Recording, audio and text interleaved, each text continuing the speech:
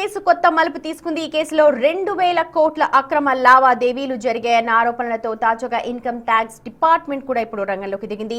అక్రమ సంపాదనపై ఎగవేసిన tax వివరాలపై focus పెట్టిన అధికారులు నిందితులకు నోటీసులు జారీ చేశారు.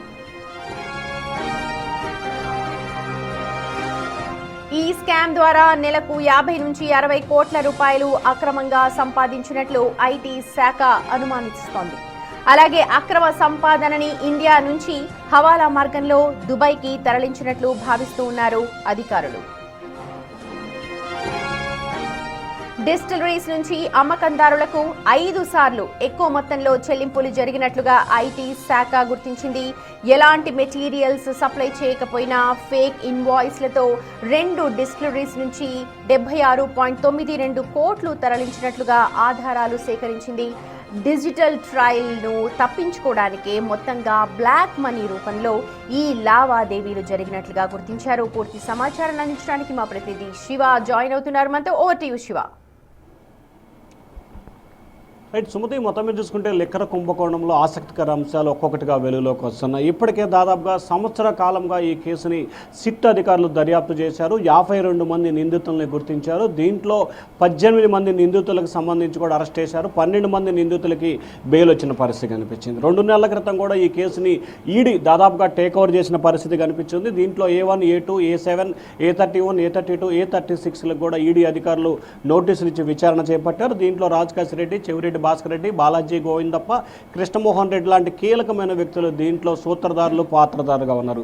ఇప్పటివరకు జరిగింది ఒక ఎత్తు అయితే, తాజాగా ఐటీ ఈ కేసులో ఎంట్రీ అవడంతో ఒక్కసారిగా ఈ కేసులో ఉన్న నిందితుల గుండెల్లో రైళ్లు పరిగెత్తున్న పరిస్థితి కనిపిస్తూ ఉంది. ఎందుకంటే ఇప్పటికే ఈడీ ఈ కేసును దర్యాప్తు చేస్తాం, ఈడీలో అంత సామాన్యంగా బెయిల్ వచ్చే పరిస్థితి ఉండదు. కానీ ఒకవైపు ఈడీ దర్యాప్తు కొనసాగుతుంటేనే సైబర్ టెన్నిస్గా ఐటీ ఎంటర్ అవడంతో కూడా కొంత ఇబ్బందికర పరిస్థితి అయితే మాత్రం నిందితుల్లో కనబడుతున్న పరిస్థితి కనిపిస్తుంది.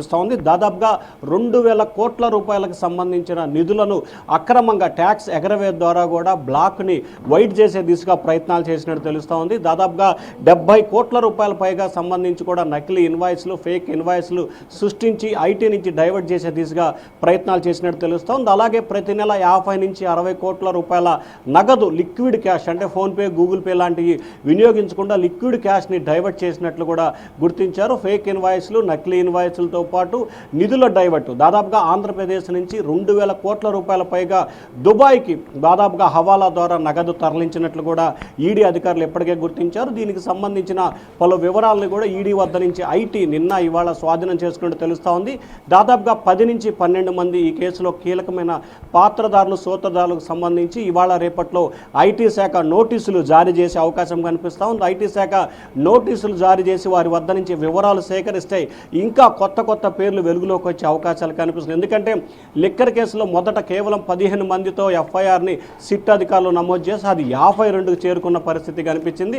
ఆ తర్వాత ఈ కేసుని ఈడీ టేక్ ఓవర్ చేసుకుని ఒకవైపు సిట్ దర్యాప్తు కొనసాగుతుంది, మరొక వైపు ఈడీ దర్యాప్తు చేస్తుంది, ఇంకొక వైపు ఐటీ ఎంటర్ అయిన పరిస్థితి కనిపిస్తుంది. ముప్పేట దాడిగా కొనసాగుతుంది. మరి చూడాలి రానున్న రోజుల్లో ఇంకెన్ని కొత్త పేర్లు వస్తాయి, ఇంకెంతమంది కొత్త నిందితుల జాబితా పెరుగుతుందనేది ఆసక్తికరంగా మారింది. దీంట్లో మాజీ ఎంపీ విజయసాయిరెడ్డి, ప్రస్తుత ఎంపీ మిథున్ రెడ్డితో పాటు చెవిరెడ్డి భాస్కర్ రెడ్డి, రాజ్ కసిరెడ్డితో పాటు అనేకమైన కీలకమైన వ్యక్తులు, గత ప్రభుత్వంలో పెద్ద తలకాయలుగా చెప్పుకుంటున్న చాలామంది కీలకమైన వ్యక్తులు, ఈ వ్యక్తులంతా కూడా ఈ కేసు చుట్టూనే నిందితుల జాబితాలో చేరిన పరిస్థితి కనిపిస్తూ ఉంది. ఎందుకంటే మాజీ సీఎం జగన్మోహన్ రెడ్డికి సంబంధించిన ఓఎస్డీగా వ్యవహరించిన కృష్ణమోహన్ రెడ్డి, ధనుంజయ రెడ్డి, బాలాజీ గోవిందప్ప, భారతీయ సిమెంట్స్లో డైరెక్టర్గా ఉన్న వ్యక్తులు దీంట్లో నిందితులుగా ఉన్న పరిస్థితి కనిపిస్తూ ఉంది. మరొక వైపు ట్రాన్స్పోర్ట్ వ్యవహారానికి సంబంధించి ఆంధ్రప్రదేశ్లో గత ప్రభుత్వంలో పనిచేసిన 5-6 మాజీ మంత్రుల పాత్రపై కూడా సిట్ ఇటీవల కాలంలో నోటీసులు జారీ చేసింది. దానిలో భాగంగా మాజీ మంత్రి కారుమూరి నాగేశ్వరరావు కూడా నోటీసు ఇచ్చిన పరిస్థితి కనిపిస్తోంది. 2 రోజుల క్రితం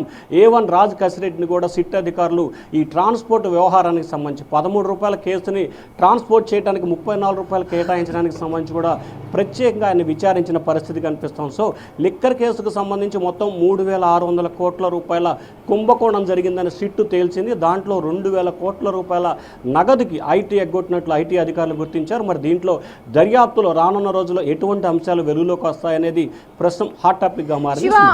మీరు అన్నట్టుగా ఇప్పుడు సిట్ తర్వాత ఈడీ, ఇప్పుడు ఐటీ శాఖ కూడా ఇందులో ఇప్పుడు దూకుడుగా ప్రదర్శిస్తోంది అనుకోండి. అయితే కొద్ది రోజుల్లో మనం చూసాం, వారం 10 రోజుల క్రితం అటు విజయసాయి రెడ్డి ఇంట్లో రైడ్స్ జరిగాయి, ఏకకాలంలో చెవిరెడ్డి ఇంట్లో కూడా రైడ్స్ జరిగాయి. అందులో భాగంగా సేకరించిన కొన్ని డాక్యుమెంట్స్, కీలక డాక్యుమెంట్స్ అన్నింటినీ కూడా స్వాధీనం చేసుకున్నారు ఐటీ శాఖ అధికారులు అని చెప్తారు. అందులో భాగంగానే ఇప్పుడు ఇవన్నీ కూడా నోటీస్ చేసి మిగిలిన మీరు అన్నట్టుగా 15 మందితో స్టార్ట్ అయ్యి 52 మందికి వెళ్ళింది. ఇప్పుడు ఐటీ శాఖ ఇన్వాల్వ్మెంట్తో ఈ సంఖ్య ఇంకా ఎక్కువగా పెరిగే అవకాశం లేకపోలేదా?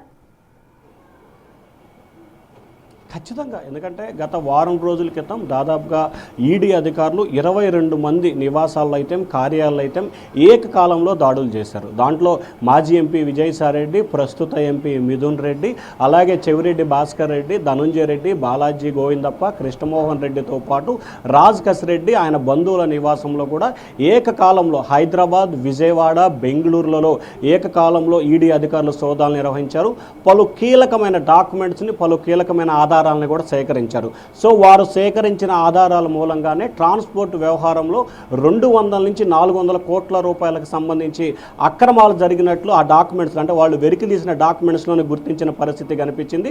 సో ఒక్కొక్కసారి సోదాలు చేస్తే ఒక్కొక్క కుంభకోణం వెలుగులోకి వస్తున్న నేపథ్యం కనిపిస్తూ ఉంది. కాబట్టి సో ఈడీ అధికారులు దాన్ని వెలుగులో తీశారు. తాజాగా ఈడీ అధికారులు స్వాధీనం చేసుకున్న డాక్యుమెంట్లకు సంబంధించి ఒక్క రూపాయికి కూడా దాదాపుగా 3600 కోట్ల రూపాయలకు సంబంధించి కుంభకోణం జరిగింది. అలాగే గత 5 సంవత్సరాల్లో 1000 కోట్ల రూపాయల మద్యానికి సంబంధించిన లావాదేవీలు జరిగినాయి. ప్రతి ఒక్క రూపాయి కూడా డైరెక్ట్ క్యాష్ అండ్ క్యారియర్ నడిచింది. ఎక్కడా కూడా ఆన్లైన్ పేమెంట్ కానీ, ఫోన్పే కానీ, డిజిటల్ పేమెంట్లని ప్రోత్సహించలేదు, చేయలేదు కూడా. సో ఈ నేపథ్యంలో 2000 కోట్ల రూపాయలకు సంబంధించిన నిధులకు సంబంధించి ట్యాక్స్ ఎగరవేతకు సంబంధించి కూడా ఐటీ ఫోకస్ పెట్టింది. సో ఐటీ ఫోకస్ పెట్టింది కాబట్టి ఈ నిందితుల జాబితా కొంతమంది పెరిగే అవకాశం కూడా కనిపిస్తూ ఉంది. సో లోతుగా ఒకవైపు ఈడీ, మరొక వైపు ఐటీ దర్యాప్తు చేస్తుంది కాబట్టి దుబాయ్కి సంబంధించిన కొంతమంది వ్యక్తుల పేర్లు కూడా దీంట్లో ఇన్వాల్వ్ అయ్యే అవకాశాలు అయితే కనిపిస్తున్నాయి. రానున్న 4-5 రోజుల కాలంలోనే ఈ సంఖ్య, అంటే నిందితుల జాబితా సంఖ్య పెరిగే అవకాశం కనిపిస్తూ ఉంది. Sumathi. Right Shiva, thank you. AP liquor scam లో ఇప్పుడు ఐటీ కూడా దృష్టి సారిస్తోంది. రేపు 2-3 రోజుల్లో మరికొంతమందికి నోటీసులు జారీ చేసే అవకాశం కనిపిస్తోంది.